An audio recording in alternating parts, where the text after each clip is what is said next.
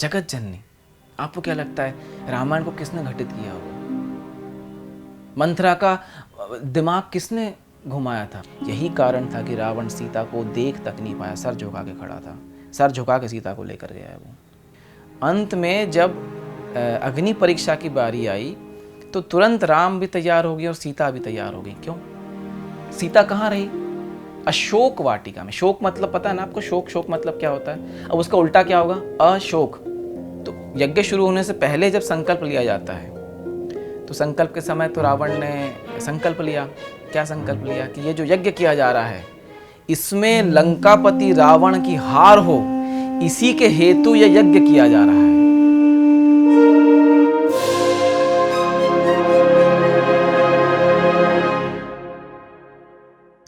राम राम, नमस्ते। मैं विश्वनाथ मिश्र आपके सामने दोबारा प्रस्तुत हूँ। हमने एक स्पेशल एपिसोड में जो स्तुति देखी उसके बाद अब हम हमारे रेगुलर एपिसोड पर हैं। आज हम रामायण के एक ऐसे पर्व की बात करेंगे।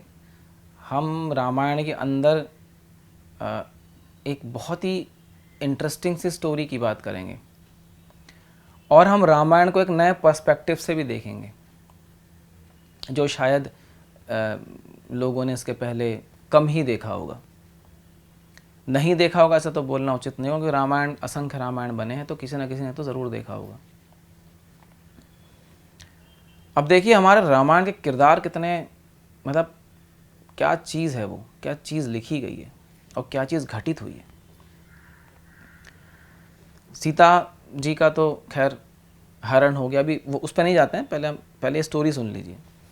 तो राम जब लंका विजय के लिए बढ़ रहे थे तो उन्हें उस चीज़ को करने से पहले एक यज्ञ करना था, ठीक है, एक अनुष्ठान करना था। तो अब भाई विचार किया गया कि कौन से ब्राह्मण को बुलाया जाए और कैसे इस यज्ञ को किया जाए। तो राम जी का जो शर्त थी राम जी की वो ये थी कि एक तो वो वैष्णव होना चाहिए, ठीक है, कुल से भी और मतलब उसके आचरण से भी, और दूसरा वो शिव का भक्त होना चाहिए। मतलब ये समझ लिया, वैष्णव तो जनरली विष्णु की पूजा करते पर वो वैष्णव आपके जन्म से और कुल से होना चाहिए, लेकिन वो शिव का भक्त होना चाहिए। तो भैया ढूंढने लग गए सब इधर उधर। तो किसी ने मतलब पहुंचाया उन तक ये बात, मैं बहुत शॉर्ट में सुना रहा हूँ। तो किसी ने ये बात उन तक पहुंचाया कि भाई ये तो जो लंकापति रावण हैं वो वैष्णव पुलस्त्य ऋषि के वंशज थे, वैष्णव, और वो शिव के तो भक्त थे और प्रकांड पंडित, उनसे बड़ा आचार्य इस दुनिया में उस समय कोई नहीं है, ब्राह्मण भी है। तो राम ने जामवंत को भेजा कि भाई जाइए आप उनको लेकर आइए, उनको न्योता दीजिए और उनको लेकर आइए। तो जामवंत गए। तो पहले तो जब दरबार में जामवंत पहुँचे तो उसका भी एक बढ़िया सा व्याख्या है, बट मैं शॉर्ट में बता रहा हूँ। तो लंकापति रावण ने पहले पूछा कि भाई आप कौन? तो बताया मैं राम का ऐसा दूत। वो तो उनका अच्छा वही राम जिनकी पत्नी का अपहरण, तो वो सब हंसे और सब मजाक उड़ाया गया जामवंत का। तो उन्होंने कहा लेकिन मैं आज उस सिलसिले में नहीं आया हूँ, मैं लंकापति रावण से मिलने नहीं आया हूँ, मैं आचार्य रावण से मिलने आया हूँ। तब रावण थोड़े से अपने बाहें भिचका के बोले मैं समझा नहीं। तब उन्होंने बताया कि ऐसे यज्ञ करना चाहते हैं मेरे प्रभु, तो उनको एक योग्य ब्राह्मण चाहिए जो वैष्णव हो और शिव के भक्त हो। तो आचार्य रावण से श्रेष्ठ तो कोई है नहीं, तो उन्होंने आपको चुना है। तो क्या आप ये स्वीकार करेंगे यज्ञ करना? एक क्षण में वो लंकापति रावण से तुरंत आचार्य रावण बना। उसने कहा कि हाँ, अब आप ही बताइए आपके यजमान जहाँ पर हैं, पहले तो पूछा कहाँ पर हैं, फिर कहता जहाँ पर हैं उस जंगल में, तो सामग्रियाँ तो आपके पास हैं यज्ञ की? तो मैंने कहा नहीं भाई सामग्रियाँ तो नहीं, आप बताइए हम क्या व्यवस्था करेंगे। तो रावण कहता है कि नहीं आप निश्चिंत रहिए, ये मेरा धर्म है, उस ब्राह्मण का धर्म है कि वो अपने यजमान के लिए यज्ञ की सारी सामग्रियाँ एक साथ इकट्ठा करके उस स्थान पे पहुँचे अनुष्ठान करने, तो वो सब मैं ले आऊँगा। जामवंत ने कहा बढ़िया है। फिर उन्होंने पूछा, अच्छा तो आपके जो राम हैं वो तो मतलब गृहस्थ आश्रम में है, उनका तो विवाह हुआ है। मैंने कहा हाँ हुआ है। तो उनकी पत्नी तो वहाँ पर नहीं है? कहती नहीं है। तो बिना पत्नी के यज्ञ कैसे करेंगे? तो जामवंत परेशान हो गया, वो क्या बोले। रावण, निश्चिंत रहिए, मैं, मेरे यजमान है, जब मैंने ये आचार्य बनकर इसका जिम्मा उठाया है तो आपके सारे जितने भी यज्ञ से जुड़ी हुई सामग्रियाँ होनी चाहिए उस सब का बंदोबस्त मेरा काम है।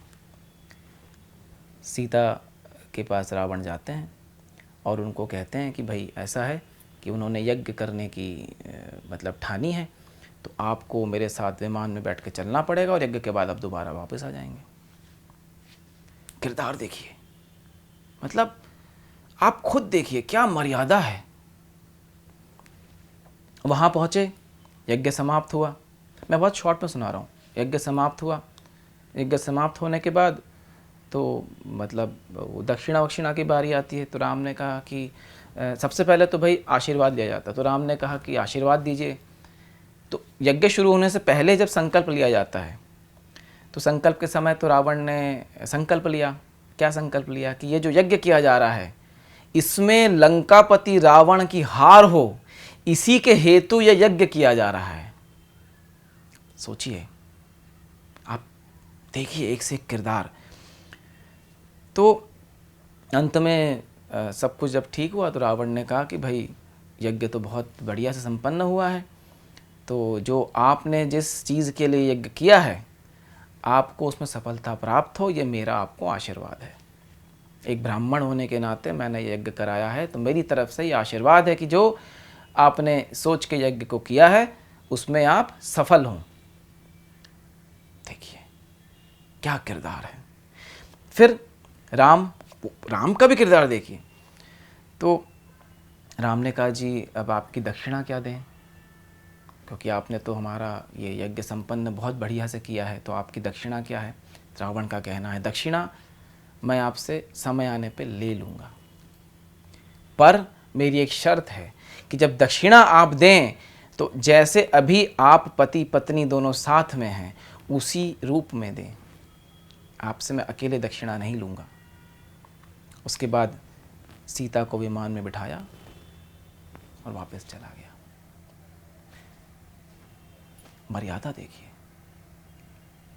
युद्ध की भी मर्यादा होती है। युद्ध का बिगुल बजता उसके बाद युद्ध शुरू होता है, युद्ध का बिगुल बंद होता है उसके बाद युद्ध बंद होता है। युद्ध में भी हाथी घोड़े से नहीं लड़ता, घोड़ा से पैदल सैनिक से नहीं लड़ता, सबके अपनी अपनी मर्यादा होती है। मर्यादा कभी भंग नहीं हुई पूरे रामायण में कहीं भी, और जहाँ जहाँ हुई वहाँ वहाँ दंड मिला, और जहाँ जहाँ नहीं हुई वहाँ वहाँ जय जयकार हुई। सर आप सोचिए, अच्छा एक ये भी एक लोगों में है कि सीता का हरण कभी हुआ ही नहीं। ये रामचरितमानस में भी है क्लियरली और रामायण में भी है क्लियरली। मैं आपको शॉर्ट में सुनाता हूँ। जब वो हिरण वाला इंसिडेंट हुआ अरण्यकांड में, तो राम नहीं जा रहे थे कहीं भी। सीता का कहना था अब समय आ गया है, अब आपको जाना पड़ेगा। मैं अपने आप को अग्नि में छुपा लेती हूँ और अपनी प्रतिरूप, अपनी छाया बाहर छोड़ देती हूँ। यही कारण था कि रावण सीता को देख तक नहीं पाया, सर झुका के खड़ा था। सर झुका के सीता को लेकर गया है वो।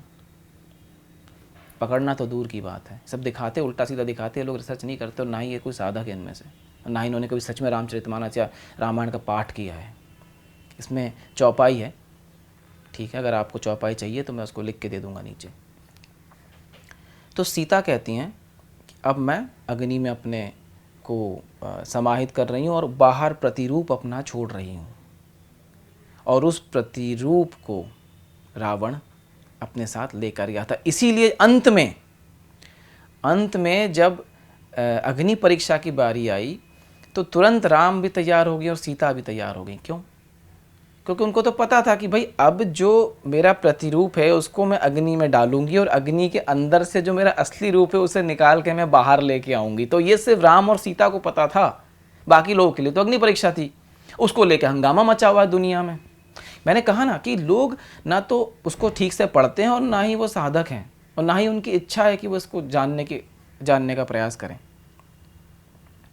तो राम को ये बात अच्छे से पता थी कि सीता के प्रतिरूप को रावण लेकर गया है, असली सीता को नहीं लेकर गया है।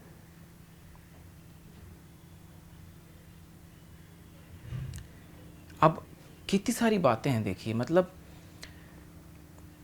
ये एक पर्सपेक्टिव है। आपको क्या लगता है कि सीता को हरण कर सकता था रावण? क्षमता थी क्या? वो 4 साल की सीता पिन्नू सी, जिसने बाएं हाथ से पिनाक धनुष को उठा लिया था घर की सफाई करने के लिए, याद है आपको? छोटी सी सीता, बचपन में महाशिवरात्रि के त्यौहार पे पिताजी ने कहा कि भाई आप आंगन साफ करिए, मैं थोड़ा उस बाहर से सामान लेने जा रहा हूँ। तो शॉर्ट में सुना रहा हूँ, वहाँ पिनाक धनुष रखा हुआ था, उसी की पूजा होती थी महाशिवरात्रि पे। तो लेप दिया पूरे आंगन को, आके देखा तो उसके नीचे भी लेपा हुआ था। तो उन्होंने कहा भाई ये कैसे लीपा इसके, क्योंकि उसको लीपने के लिए उसको उठाना पड़ेगा ना, तभी तो लीपा जा सकता है, तो वरना कैसे लीपेंगे आप उसके नीचे। तो उन्होंने कहा भाई तुमने कैसे लीपा? अब वो पिद्दी सी पिन्नू सी 2 फुट 3 फुट 4 फुट की, उसने कहा कि हाँ मतलब मैंने ऐसा उठाया और लीप दिया। अब बच्ची, अब परेशान राजा जनक कि भाई कैसे आप क्या बात कर रहे हो, बच्ची पिनाक धनुष उठा लिया, कुछ भी बोल रही है। तो उन्होंने कहा ये क्या, ये लो पिताजी, ये उठाया, ये कर। तब घबरा गया कि अरे कौन आ गया मेरे घर में, ये कौन है जिन्होंने पिनाक धनुष को बाएं हाथ से उठा लिया। तभी डिसाइड हो गया था कि मतलब ऐसे किसी से इसका विवाह होना चाहिए जो उस धनुष को तान दे। तो जगत जननी का स्वरूप मां सीता, आपको क्या लगता है कि मतलब रावण की क्षमता थी क्या? अच्छा, सीता कहाँ रही? अशोक वाटिका में। शोक मतलब पता है ना आपको, शोक मतलब क्या होता है? अब उसका उल्टा क्या होगा? अशोक मतलब अशोक वाटिका। सब लोग भाग रहे हैं, मतलब प्रभु श्री राम भाग रहे हैं, हनुमान जी उड़ रहे हैं, कहीं अंगद आ रहा है मुक्का मार रहा है ना, ये सब चल रहा है तामझाम पूरा। पत्थर गिराया जा रहा है, समुद्र सुखाया जा रहा है, 50 राक्षसों की वो, इन सब के बीच सीता कहाँ बैठी हुई है? शोक वाटिका में नहीं बैठी, अशोक वाटिका में बैठी हुई हैं। चुपचाप बैठी हुई, कुछ नहीं किया उन्होंने पूरे रामायण में। पूरे रामायण उनके इर्द गिर्द घूमी है। बताइए, जगत जननी, आपको क्या लगता है रामायण को किसने घटित किया होगा? मंथरा का दिमाग किसने घुमाया था? रामचरितमानस में मेंशन्ड है, मां सरस्वती ने घुमाया था। क्यों घुमाया था? देवता उनके पास गए थे कि घुमाइए भाई, अब समय आ गया है। सब रचा हुआ है। अब आप बताइए, जब रावण ने भगवान शिव की पूजा करी और शिव साक्षात सामने खड़े हो गए, तो साक्षात शिव को देख के उन्होंने वर मांग लिया कि भाई मैं तो अमर हो जाऊं, फलाना ढिकाना। लेकिन जब शिव को देख लिया तो बुद्धि जागी, अरे मैंने क्या मांग लिया अमरत्व का, मुझे तो आप मोक्ष दीजिए, मुझे तो आप मतलब। तब महादेव ने कहा भाई ऐसा है कि अब तो तुमने मांग लिया, एक बार होता है, वो दे दिया मैंने, अब क्या करेंगे आप? तो उन्होंने कहा अरे भाई मुझे तो मुक्ति दीजिए सब। उन्होंने कहा भाई अब तो नहीं हो सकता। अब एक बात है कि मेरे जो शब्द उनको 2 ही लोग काट सकते हैं, एक तो शक्ति काट सकती है और दूसरे विष्णु काट सकते हैं। तो उन्होंने कहा मैं क्या करूं? कहते कोई बात नहीं, मैं ट्रंक कॉल कर दूंगा विष्णु जी को, आप अपना रच लो जो रचना है। आप महान प्रकांड पंडित हो, आप तांत्रिक हो, आप बहुत कुछ चीज़ें जानते हो, अब आपको कैसे फिट करना है देख लीजिए अपने आप को। कहने का तात्पर्य यह है कि पूरी रामायण में सीता जी ने कुछ नहीं करा और सीता जी का हरण कभी हुआ ही नहीं। और प्रभु श्री राम को सब कुछ पता था और मर्यादा पुरुषोत्तम, हर एक चीज़ मर्यादा में करी। समुद्र के सामने गिड़गिड़ाया कि भैया आप प्लीज़ हमें जाने दो, सुखा दो। मतलब सुखाने से पहले तक वो गिड़गिड़ाते रहे। प्रभु श्री राम, सुदर्शन चक्र जिनके हाथ में, विष्णु जी के अवतार, ऐसे गिड़गिड़ा रहे थे। और अंत में उन्होंने कहा भाई अब नहीं हो सकता, अब मैं बाण से सुखा दूंगा। रावण को मारने के बाद रोए हैं, आंखों में आंसू थे उनके कि मैंने शिव भक्त को मार दिया।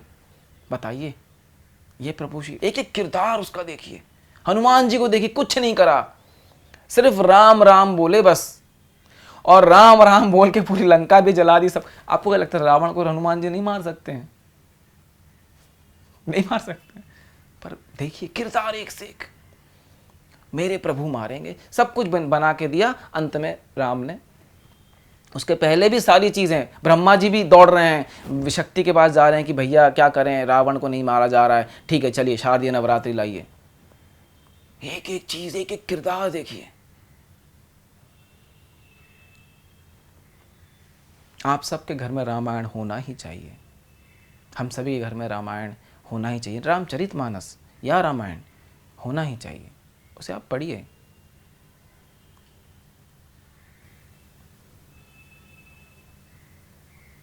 थोड़ा थोड़ा पढ़िए, रोज 1-2 पन्ने पढ़िए और फिर देखिए आनंद।